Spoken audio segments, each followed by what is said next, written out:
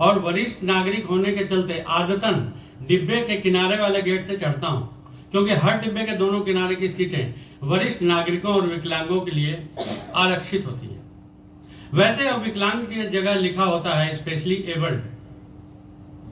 मैं उसके सामने जाकर खड़ा होता हूँ तो देखता हूँ कि दोनों तरफ बुजुर्ग ही बैठे हैं, लेकिन किनारे वाली एक सीट पर एक महिला बंद किए बैठी थी। मैं उसके सामने जाकर कुछ देर खड़ा रहा, फिर आवाज दी, मैडम। कोई हरकत नहीं हुई। तो मैंने फिर जरा जोर से आवाज दी, ओ मैडम। उसने धीरे से आंखें खोली तो मैंने कहा, आपकी उम्र?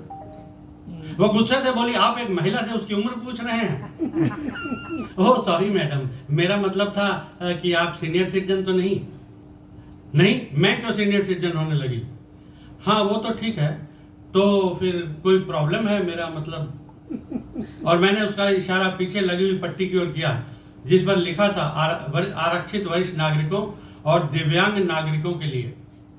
अब महिला काफी गुस्से में थी, उठी और पैर पटकते हुए दूसरी ओर चली गई और मैं बुदबुदा उठा।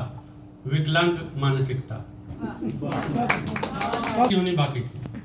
इस बीच टीवी चैनलों पर अलग अलग एजेंसी द्वारा करवाए गए सर्वे पर आधारित एग्जिट पोल आने शुरू हो गए थे। मिलन क्लब के सदस्य भी टीवी पर आंखें गड़ाए पोल का रिजल्ट देख रहे थे। उस रिजल्ट से वे बड़े मायूस हो रहे थे, क्योंकि जिस पार्टी का वे लोग समर्थन करते थे और जिसके लिए वोटों का जुगाड़ भी करते थे, वो पार्टी हार रही थी। अब उन्हें लगने लगा था कि पास के बाजार में सब्जी वालों से तथा और दुकानदारों से उन्हें नियमित अच्छी उगाई हो जाती थी। इसके अलावा इलाके के पुराने मकानों को तोड़कर फ्लैट बनवाने के लिए प्रमोटरों को मकान उपलब्ध करवाने में मकान मालिकों को भी येन प्रकारेण राजी वे ही लोग करवाते थे। उससे भी मोटी कमाई होती थी। वे सभी एक नज़र टीवी स्क्रीन पर फिर आपस में देखते और बड़े चिंतित होते कि अब क्या होगा।